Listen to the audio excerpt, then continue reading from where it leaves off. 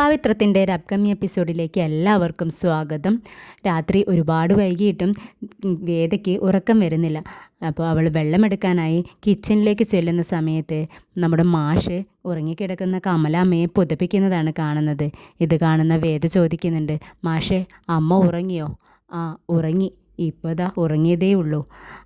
അമ്മ രാത്രി ഒരുപാട് സങ്കടപ്പെട്ട് കരയുന്നതും ഭക്ഷണം കഴിക്കാതിരിക്കുന്നതൊക്കെ കണ്ടപ്പോഴേ ഞാൻ വിചാരിച്ചു അമ്മ ഇന്നും ഉറങ്ങില്ലെന്ന്. എനിക്ക് ഒരുപാട് വിഷമമായി എന്ന് പറയാണ് വേദ.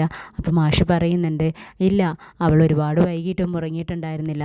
എൻ്റെ മകൻ, എൻ്റെ വിക്രം എന്നൊക്കെ പറഞ്ഞിങ്ങനെ പുലമ്പിക്കൊണ്ടേയിരിക്കുകയായിരുന്നു അവൾ. ഞാൻ ഒരുപാട് നിർബന്ധിച്ചെന്ന് അവൾ ഭക്ഷണം കഴിക്കാനോ ഉറങ്ങാനോ സമ്മതിച്ചില്ല. അത് കണ്ടപ്പോൾ ഞാൻ അവൾക്ക് അവളറിയാതെ മെഡിസിൻ കൊടുക്കുന്ന സമയത്ത് ഞാൻ അതിൽ ഉറക്ക ഗുളിക കൊടുത്തിട്ടുണ്ടായിരുന്നു. അത് കഴിച്ചപ്പോഴാണ് ഇപ്പോഴൊന്ന് ഉറങ്ങിയത്. നന്നായി ഉറങ്ങട്ടെ, ഉറങ്ങിയില്ല എന്നുണ്ടെങ്കിൽ അവൾ അസുഖങ്ങളൊക്കെ കൂടും. എത്ര പറഞ്ഞാലും അവൾക്ക് മനസ്സിലാവത്തില്ല എന്നിങ്ങനെ പറയാണ്. ഇത് കേൾക്കുന്ന വേദ പറയുന്നുണ്ട്, അതെ മാഷേ, എനിക്കറിയാം ഇതെല്ലാം ഞാൻ കാരണമാണ് സംഭവിച്ചതെന്ന്. ഞാൻ എന്ത് ചെയ്യാനാ? എൻ്റെ മനസ്സാക്ഷിക്ക് നിരക്കാത്തതൊന്നും എനിക്ക് ചെയ്യാൻ കഴിയുന്നില്ല മാഷേ. അതുകൊണ്ടാണ് ഞാൻ ചെയ്യുന്ന കാര്യത്തിൽ എന്തെങ്കിലും തെറ്റാണെന്ന് മാഷിന് തോന്നുന്നുണ്ടോ എന്ന് ചോദിക്കുകയാണ് വേദ. ഇത് കേൾക്കുന്ന മാഷ് പറയുന്നുണ്ട്, ഇല്ല കുട്ടി, നീ ചെയ്യുന്നതും നീ പ്രവർത്തിക്കുന്നതും എല്ലാം ചിന്തിക്കുന്നതും എല്ലാം തന്നെയാണ് ശരി. പിന്നെ അവൻ്റെ അമ്മയല്ലേ, എന്തായാലും എത്ര തെറ്റ് ചെയ്താലും പെറ്റമ്മയ്ക്ക് അങ്ങനെ മക്കളെ വെറുക്കാൻ പറ്റത്തില്ലല്ലോ. അവൾ സ്നേഹിക്കുക മാത്രമേ ചെയ്യൂ. അവൾ വിക്രമിനെ കുറിച്ച് ഒരുപാട് വിഷമിക്കുന്നുണ്ട്. ഇനി നാളെയല്ലേ അവൻ്റെ വിധി വരാൻ പോകുന്നത്. കേസ് നാളെ നടക്കുന്നുണ്ടല്ലോ. അപ്പോൾ എന്താ വിധിയെന്ന് അറിയത്തില്ല. ഇന്നവളെ ഞാൻ ഉറക്ക ഗുളിക കൊടുത്ത് ഉറക്കി കിടത്തി.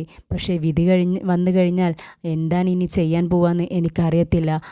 നാളെ മുതൽ അവളെ എന്ത് പറഞ്ഞ് ഞാൻ സമാധാനിപ്പിക്കുമെന്ന് എനിക്കറിയില്ല എന്നിങ്ങനെ പറയാട്ടോ. അപ്പോൾ വേദ പറയുന്നുണ്ട്, എനിക്കറിയാം മാഷേ, അമ്മയ്ക്ക് മാത്രമല്ല മാഷും ഒരുപാട് സങ്കടപ്പെടുന്നുണ്ടെന്ന് എനിക്കറിയാം. എനിക്കറിയാഞ്ഞിട്ടല്ല എന്ന് പറയാണ്. അപ്പം മാഷും പറയുന്നുണ്ട്, അതെ, എനിക്കും സങ്കടമുണ്ട്, ഇല്ലയെന്ന് ഞാൻ പറയുന്നില്ല. ഞാൻ അവൻ്റെ അച്ഛനല്ലേ.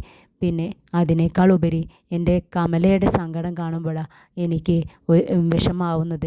എന്തായാലും ഞാനിതെല്ലാം അനുഭവിക്കണം, ഇതെൻ്റെ വിധിയായിരിക്കും എന്ന് പറയാണ് മാഷ്. അങ്ങനെ ഞാൻ കുട്ടിയുടെ വിലപ്പെട്ട സമയം കളയുന്നില്ല, കുട്ടി പോയി കിടന്ന് ഉറങ്ങിക്കോളൂ, രാത്രി ഒരുപാട് വൈകിയില്ലേ എന്ന് പറയാണ് വേദയുടെ അടുത്ത്. അങ്ങനെ മാഷ് പോയി ഉറങ്ങാൻ വേണ്ടി പോവാണ്.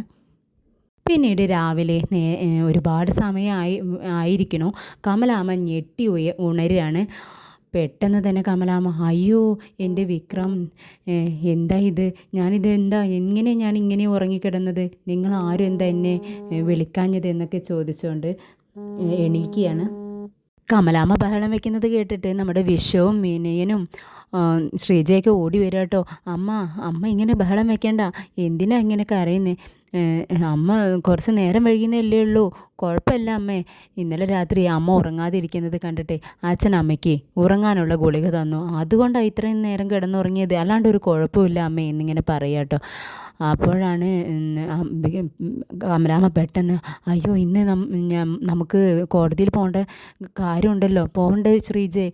വിക്രമിൻ്റെ അടുത്തേക്ക് നമുക്ക് പോകണ്ടേ എന്ന് ചോദിക്കുകയാണ്. അപ്പോൾ ശ്രീജ പറയുന്നുണ്ട്, അതെ അമ്മേ, എല്ലാ ജോലികളും കഴിഞ്ഞിരിക്കണോ, ഇനി അമ്മ പോയി കുളിച്ച് റെഡി ആയിട്ട് വാ, എന്നിട്ട് നമുക്ക് ഭക്ഷണം കഴിച്ചിട്ട് വേഗം തന്നെ പോവാട്ടോ എന്ന് പറയാണ്. അങ്ങനെ കമലാമ്മ എഴുന്നേറ്റ് കുളിക്കാൻ വേണ്ടി പോവാണ്. അപ്പോഴേക്കും ശ്രീജ എല്ലാവർക്കും തന്നെ ഭക്ഷണം എടുത്ത് വെക്കുന്നുണ്ട്. എല്ലാവർക്കും ഭക്ഷണം വിളമ്പി കൊടുക്കുകയാണ്. അതിനിടയിൽ നമ്മുടെ മാഷിനോട് പറയുന്നുണ്ട്, അച്ഛാ വരൂ, ഭക്ഷണം എടുത്ത് വെച്ചിട്ടുണ്ട്, കഴിക്കാൻ വാ എന്ന് പറഞ്ഞുകൊണ്ട് മാഷിനെ വിളിക്കുന്നുണ്ട് ശ്രീജ. അങ്ങനെ എല്ലാവരും കഴിക്കുന്ന സമയത്ത് മാഷ് അവിടെ ഇരിക്കുന്ന സമയത്ത് നമ്മുടെ വേദയെ നോക്കുക കേട്ടോ മാഷ്. വേദ അവിടെ താഴെ ഇങ്ങനെ ഹാളിൽ ഇരിക്കുകയാണ്. കുട്ടി എന്തെങ്കിലും കഴിച്ചോ എന്ന് ചോദിക്കുകയാണ് വേദനയെ നോക്കിക്കൊണ്ട്. പക്ഷേ വേദ ഒന്നും മിണ്ടുന്നില്ല. മാഷിൻ്റെ ചോദ്യം കേട്ട് അന്തം വിട്ടിരിക്കുക കേട്ടോ വേദ. അപ്പോൾ ശ്രീജയോട് ചോദിക്കുന്നുണ്ട്, ശ്രീജ നീ അവൾക്ക് എന്തെങ്കിലും കൊടുത്തോ എന്ന് ചോദിക്കുകയാണ്. അപ്പോൾ ശ്രീജ ഇല്ല എന്ന് പറയുകയാണ്. അത് കണ്ടുകൊണ്ട് തന്നെ നമ്മുടെ മാഷ് മാഷിന് കഴിക്കാൻ വേണ്ടി കൊടുത്ത ഇഡ്ഡലി ഉണ്ടല്ലോ അതെടുത്ത് വേദയുടെ അടുത്തേക്ക് നടക്കുകയാണ്. അത് കാണുന്ന കമല അമ്മ പറയുന്നുണ്ട്, അതെ നിങ്ങൾ എങ്ങോട്ടേക്കായി പോകുന്നത്, ഇതാർക്കാ കൊണ്ടുപോകുന്നത്, ഞാൻ നിങ്ങൾക്ക് കഴിക്കാൻ വേണ്ടി തന്നതല്ലേ എന്ന് ചോദിക്കുകയാണ്. മാഷാണെങ്കിൽ ഇതൊന്നും ഗവനിക്കുന്നില്ല.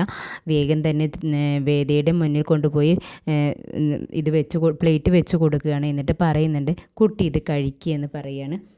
ഇത് കാണുന്ന കമലാമ്മ ദേഷ്യപ്പെട്ട് പറയുന്നുണ്ട്, അതെ നിങ്ങൾ ആർക്കായി ഭക്ഷണം കൊടുക്കുന്നത്, അവളുടെ കയ്യിൽ കാശുണ്ടല്ലോ, അവൾ എവിടെയെന്ന് വെച്ചാൽ പുറത്തു പോയി കഴിക്കട്ടെ. അതെ എൻ്റെ മകനെ കൊലയ്ക്ക് കൊടുത്തവളാ അവൾക്ക് ഞാൻ ഇവിടുന്ന് ഒന്നും കൊടുക്കരുതെന്ന് നിങ്ങളുടെ അടുത്ത് പറഞ്ഞിട്ടുള്ളതല്ലേ, നിങ്ങൾ എന്നിട്ട് എന്താ ഈ ചെയ്യുന്നതെന്ന് ചോദിക്കുക കേട്ടോ. അപ്പോൾ മാഷ് പറയുന്നുണ്ട്, അതെ കമല നീ മിണ്ടാതിരിക്കേ, ഇനി അവിടെ ഭക്ഷണമില്ല എന്നുണ്ടെങ്കിലേ ഞാൻ കഴിക്കാണ്ടിരുന്നോളാം, പക്ഷേ ഈ കുട്ടിയെ ഞാനാണ് ഇവിടെ കൊണ്ടുവന്നത്. അപ്പോൾ ഇവിടെ പോകുന്നത് വരെ ഇവൾക്ക് ഭക്ഷണവും ഉറങ്ങാനുള്ള സൗകര്യം കൊടുക്കേണ്ടത് എൻ്റെ ഉത്തരവാദിത്തമാണ്. ഞാൻ കഴിച്ചില്ലെങ്കിലും ഈ കുട്ടിയെ കഴിക്കണം എന്നുള്ളത് എൻ്റെ നിർബന്ധമാണ് എന്ന് പറയുക കേട്ടോ. എന്നിട്ടും അപ്പോഴേക്കും കമലാമ്മ മാഷിനുള്ള ഭക്ഷണവും വേറൊരു പ്ലേറ്റിൽ വെച്ച് കൊടുക്കും. എന്നാൽ നിങ്ങളിങ്ങോട്ട് വാ, എന്നിട്ട് ഇതിരുന്ന് കഴിക്ക് എന്ന് പറയാം കേട്ടോ. എന്നിട്ട് മാഷ് അത് കഴിക്കാൻ വേണ്ടി പോകുന്നുണ്ട്.